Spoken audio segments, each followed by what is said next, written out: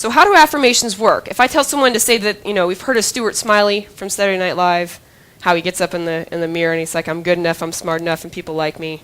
It's a comical, skit, but there's some truth to that. But what people don't understand about affirmations is that they take time.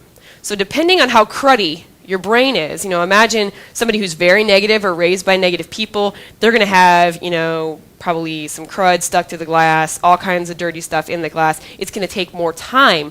But affirmations work on the theory of displacement. Imagine you take this dirty, cruddy glass and you run it under the sink for a short period of time or a long period of time, however much time you want to give it. Over time, you're going to go from the crud to the clear.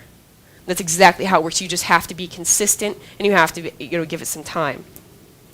The subconscious mind responds to repetition. And it responds even better to repetition when you're in a relaxed state. Now, what would that be? What's another name for that? Anybody know? Suggesting something to someone in a relaxed state. Hypnosis.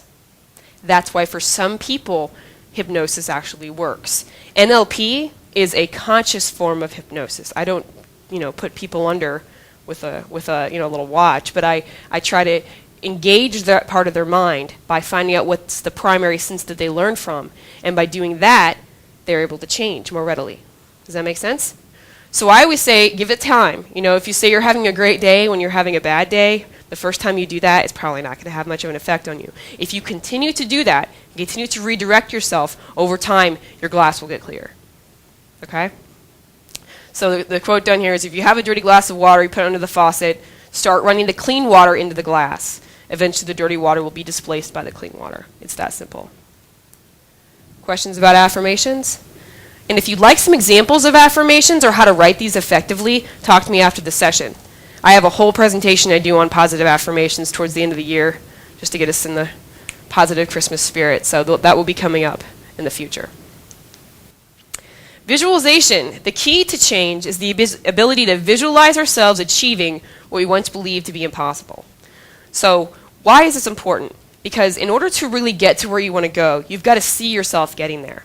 And I always encourage people to spend a little bit of time each day in this place where they want to go. So does anyone recognize this movie? Indiana Jones and the Last Crusade. Don't look at the bottom. In this movie, he has to cross over this bottomless pit here, and he knows that there's a bridge, but he can't see it. So he has to visualize himself walking. He has to have faith. He has to take a leap of faith to get across that bottomless pit. And that is a beautiful moment for anybody when you're able to take that leap. But you have to see it to move forward. He didn't just jump into midair. He saw the bridge. So I always say, if you want to run a 4-minute mile, or you want to, what's another example of a goal? Hike up Everest or something. You have to really imagine yourself doing it. As simple or as complex and challenging as it might be, whatever it might be, you've got to spend some time there. And this isn't daydreaming. Like I always say, this isn't you flying off the building. Let's not go against laws of gravity when setting goals or something like that. We want to be realistic. But as long as you're realistic and, attaining to those laws, you can set any goal that you might want to achieve in your lifetime. But I like this movie. I think it's a wonderful example to kind of reiterate how important visualization is when striving to make a change. There is one exercise I'd like to do in conjunction with visualization, if you would humor me for just a moment. I would like everybody to close your eyes. Okay? So imagine you're holding a beautiful yellow lemon in your hand. You can feel the texture of the lemon. So just hold that, give it a little squeeze. And now I would like for you to cut the lemon in half. And take half of the lemon and take a look at it and give it a little squeeze. You notice that there's pulp, a little bit of juice coming out, got the bright yellow color. So now I'd like you to hold the lemon up to your nose and just smell the lemon scent, the lemon juice. You can really smell that, the fragrance. Give it a little squeeze and you can see the pulp and the juice in the lemon. And now I would like for you to take a big bite into the lemon, as much as you can, and give it a squeeze. You get juice, and the juice is running down your chin. You can taste the juice and the tartness. Okay, open your eyes. Is anybody salivating a little bit? Tasting the lemon juice? Okay, so where is your lemon? Well, there is no lemon. The point of this is that if we use our thoughts and visualize ourselves doing something, it changes the body's physiology. That's the point of that. When you're having a negative thought, your subconscious mind doesn't know if it's real or if it's imagined. Every time that you, like, say something tragic happened to you, every time you relive that in your mind, your subconscious is replaying it as if it was real. Every time something wonderful happens to you, or that you imagine that you want to do, your subconscious mind, your crew starts thinking that's what's going on. It's going to redirect that ship towards how you're thinking. Does that make sense? Okay. So just be very careful what you think about and spend time in the places in your mind that are actually going to help you achieve your goals. Perception. Okay, I'm actually going to move real quick to cover this side of the slide. So I would like to say, ask you guys what you see in this picture. You see a parrot. See a parrot? Bird? Okay. So looking at this picture here, take another look. Look a little closer. What might this be? Maybe a foot? Maybe a leg? Maybe that's somebody's arm and hand? And that could probably be a face. There's another hand. So this is actually a woman that was painted and then set into a backdrop. So this is all about perception. If you change the way you look at things, the things you look at will change. Once you see it, you can't unsee it. It's a woman. Yeah, she's got her arm back around her head. And this is a great example. When I first saw this, I thought this would be great to use as an example because it shows you how our perception of reality affects what we're seeing. You know, nobody that took this for a bird and believed it was a bird would have actually imagined that it could have been an actual person. So I've got some more examples of perception here. Perception is reality, which means you have the power to change it. That's where the empowerment part of this presentation really starts to kick in, is that you have the control over what you want to see and how you want to see it. And these pictures are just some examples further. So when you're looking at the first picture here on the left, what do you see? You see two people, okay? And then when you focus on the dark or the black, you see two people facing each other.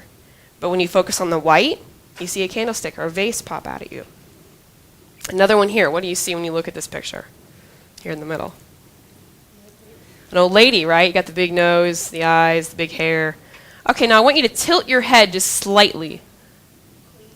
You see, you see a princess or a queen. You've got the crown, the eyes, the little nose, and the mouth, and the big hair is actually the other way around. It's an upside-down princess. Now, all you had to do was just shift yourself a little bit, and the picture went from old to young, went from faces to a vase. It not only changed here the age, but the complete picture changes. And here's one more, just to give you an idea of how this works. What do you see when you look at this picture? Right, that's the first thing I saw, was that I see a woman, dark hair, eyelid, nose, ear, side of her cheek, feather or something, and then a big scarf or big hair. Also, this could be an old woman. Here are her eyes, big nose, chin, mouth. This is some type of a shawl around her hair. Do you see the old woman now? You don't see the old woman? Big nose, little teeny eyes, wrinkle, and that's her mouth. That's her chin. See it? No? It'll pop at you. This one's a little harder. And this could be a great example. Say something, quote unquote, negative happened to you, a negative situation. Well, everything can have an altogether different angle to it. If you just pull out the positive things and start to really focus on that, that will become your reality. Now, when I look at this now, I see the old woman, but if I tell myself, no, it's a young lady, I start to see the young lady pop out, just based on what I'm looking at. Another example of this would be, my dream car is a white BMW. So I went and test drove one, just so I can visualize it. I practice what I preach, I'm not just up here talking. Well, after I did this, I noticed white BMWs everywhere. Now, did they just start giving out white BMWs? People started buying them more? No. That's where my attention was. So they were popping out at me. Very important to remember. What you put your perception and your focus on is going to become your reality. So it's very empowering, but it's also something to be aware of if you are trying to be more positive. So just some examples here of how your perception can change your reality. Questions about perception? Okay. Ability. This is my favorite. So who's here has seen this movie? This is The Matrix. Keanu Reeves. Okay. In this movie, they keep telling him that he's the quote-unquote one, that he has this magical power to be able to beat up anybody and stop bullets in midair. So throughout the whole movie, he's like, it's not me. I'm really sorry to break it to you guys, but I don't have this ability. I'm sorry, I just don't. By the end of the movie, it finally hits him that he does. He's had it the whole time. And there's a scene where he actually stops bullets in midair and just picks them up and drops them. And then the whole time you realize that it just took him to believe that he had it to really engage that part of himself. And that's what I'm telling you, is that anything that you want to achieve, the ability to do it is there. You've just got to tap into that.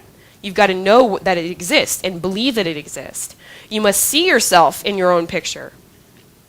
And deliberate affirmation, self-talk, combined with visualization that really engages your emotions, produces a new belief system. And with that belief system, you can tap into your own ability. I remember the first time that this hit me, I was looking through fitness magazines. And I used to be very overweight. And I was like, it just hit me. What do these women have that I don't have? Nothing. Nothing. So I was like, well, what am I waiting for? I've got this. And that pulled me through 40 pounds of weight loss. Never could run a mile. I run 4 to 6 a day now. And I'm just a living testimonial of how this works. And I do believe in it because I've seen it in coaching and I've seen it in myself. But tapping into your own ability is one of the most beautiful things you can do to achieve your goals. And if you haven't seen this movie, you've got to check it out. It's a beautiful movie. It shows you the difference between living in truth and living in falsehood. It's got a lot of sci-fi stuff too, so if your husband or spouse or significant, would still like to enjoy it. It's a guy movie and a girl movie, I think, on different levels. They made like 5 sequels. I don't recommend any of those. But the main one, The Matrix original, is actually very good. Came out in 1999.